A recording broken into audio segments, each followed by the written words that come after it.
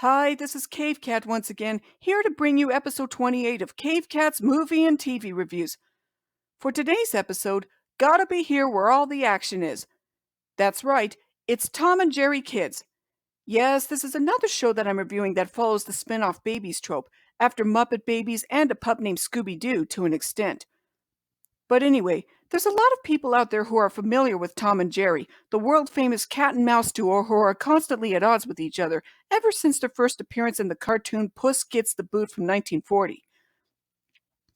Once that happened, the two had gotten their own long-running short series from the 1940s all the way up to the early to mid-1960s, rivaling that of the Disney shorts and even the Looney Tunes Merry Melodies shorts. Then in 1975, the cat and mouse duo had gotten their own animated series produced by Hanna-Barbera, which, fun fact for you, actually got their start producing the Tom and Jerry cartoons at MGM before branching out into their own animation studio. That show was paired up with another Hanna-Barbera show, The Great Grape Ape, which I thought was pretty decent. Then a few years later in 1980, another Tom and Jerry show called The Tom and Jerry Comedy Show was released, but it was produced by Filmation of all companies. But that's enough of that. We're actually talking about Tom and Jerry Kids for today's episode. To start things off, Tom and Jerry Kids, as explained before, was produced by Hanna-Barbera and ran for 4 seasons, airing from September 1990 to December 1993, airing on the Fox network, alongside other shows such as Attack of the Killer Tomatoes, Bobby's World, Peter Pan and the Pirates, and several others. The show basically follows the same formula as that of the original Tom and Jerry cartoons, such as Tom and Jerry engaging in various fights with each other, except unlike the original cartoons from the 40s, the 50s, and the 60s, a lot of these fights had to be toned down and made to be more suitable for kids, especially considering the fact that there were actually quite a number of those old cartoons where either Tom and Jerry would get killed off, only to come back to life in the next cartoon.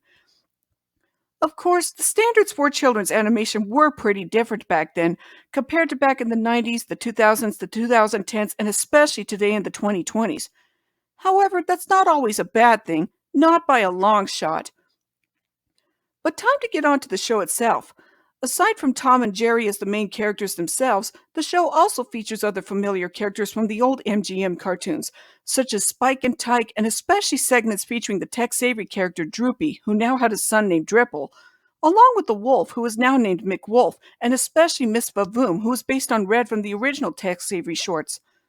Surprisingly enough, the Droopy and Dripple shorts were actually spun off into a series called Droopy Master Detective, but that series wasn't as good as Tom and Jerry Kids, even if it did bring back another Tex Avery character, Screwy Squirrel, who also starred in his own segments in that show.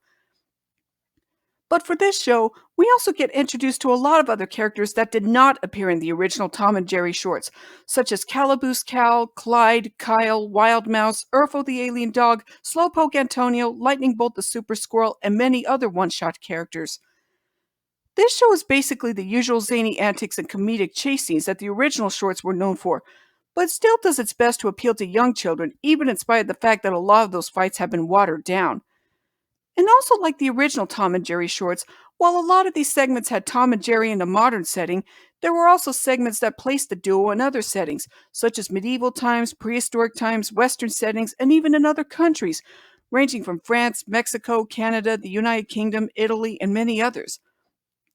However, because the series was produced in the early 90s, you could tell that I was very contemporary for its age, because there were quite a few episodes that focused on then current trends, such as rock concerts and the like.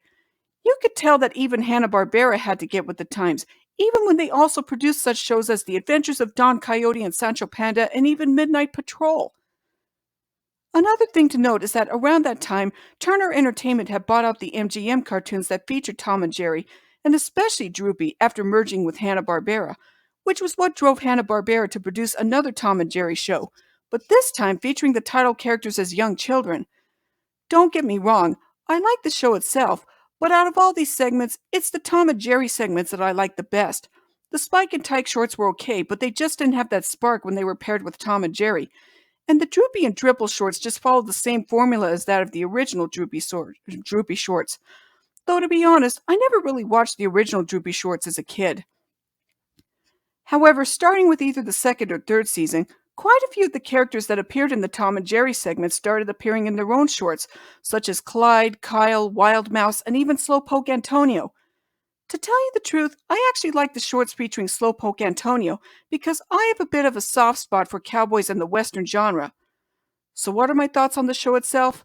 It's kind of a mixed bag because there's quite a few segments that I really enjoyed, such as the Tom and Jerry segments and even the Slowpoke Antonio segments, while there are others that I didn't really like all that much, like the Droopy and Dripple segments. I guess you all know what that means. Tom and Jerry Kids get 7.5 stars from me. Tom and Jerry has had a pretty good legacy throughout the years, even if it had its share of stinkers, such as quite a substantial number of the shorts that were produced by Gene Deitch, or even the infamous film from 1992.